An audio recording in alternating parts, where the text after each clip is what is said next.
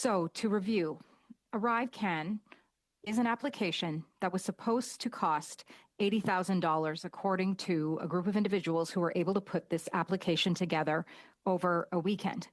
The number we were working with for a long time was $54 million, not a small sum.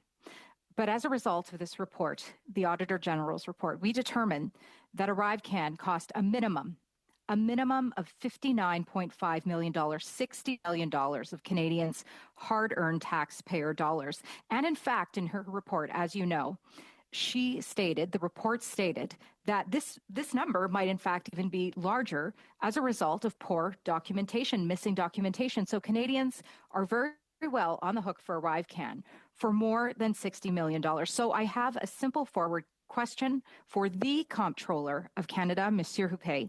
A straight question, a yes or no for Canadians, please. Do you believe that Canadians receive value for money with ArriveCan? Yes or no, please. Thank you. Based on the Auditor General's finding,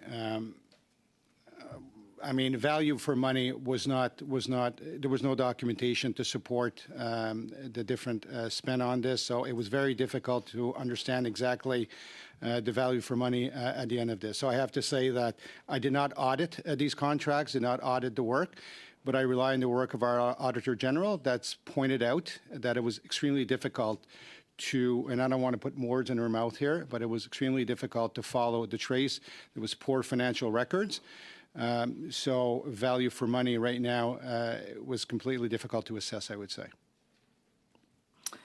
Well, and you're relying upon her words, Monsieur Huppé. She, in fact, did state that she did not believe that Canadians receive value for money.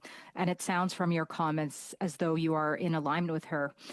Monsieur Rochen, we know the unfortunate fate of your predecessor that still hangs overhead of this committee and this investigation today. I will ask the same question of you on behalf of Canadians.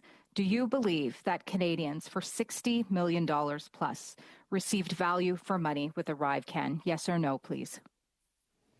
Thank you for the question, Mr. Chair. And I'm not going to contradict what Huppé just said. I think the Comptroller General's answer would be the same that I would give, with the qualification that, of course, it was a complex system that was produced on an emergency basis.